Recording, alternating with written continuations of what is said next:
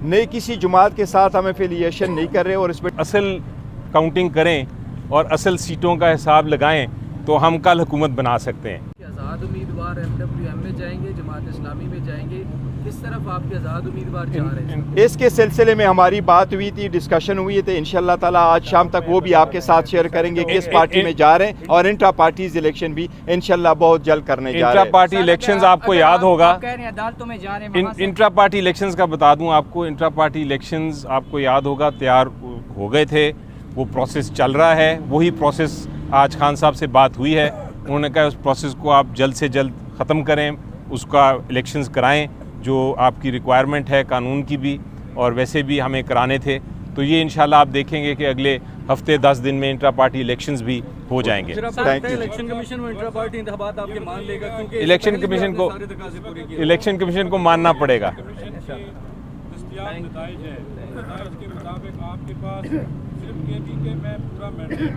पंजाब में नहीं है, वफाक में नहीं है, जो आप इलेक्शन नताइज चैलेंज करने जा रहे हैं, उसमें टाइम लगेगा।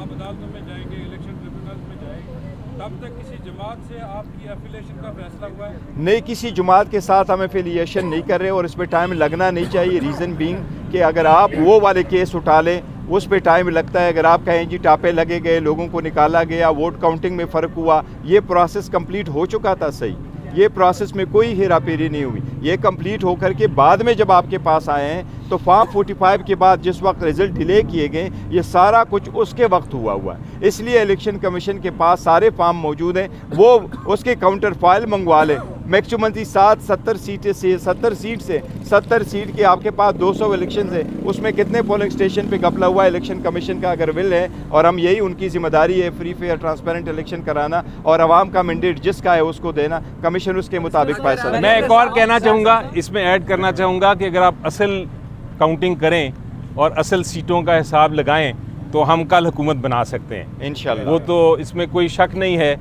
मेरी नज़र में कि हम वो हुकूमत बना सकते हैं। सिर्फ ये चूँकि एक मैंडेट हमसे चोरी करने की कोशिश की गई है, उस वजह से ये हमें और कौम को भी दुश्वारी आ रही है हुकूमत बनाने में, लेकिन अदरवाइज़ तो हमें कोई इशू नहीं है अगर आप वाकई ही जेन्युइन इलेक्शन के रिजल्ट्स को देखें।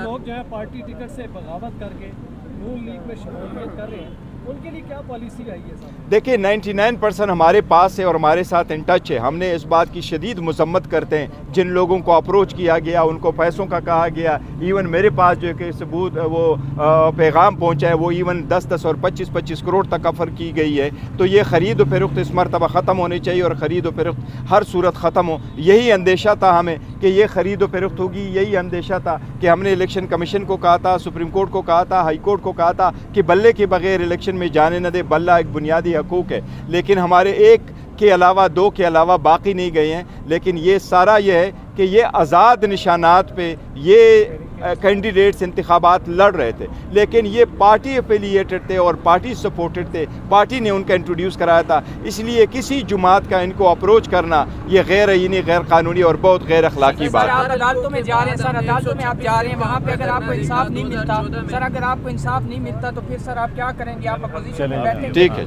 अपोजिशन में बैठेंगे या फिर सर कोई और अमल है? वक्त के साथ बताएं इंशाल्लाह। Thank you.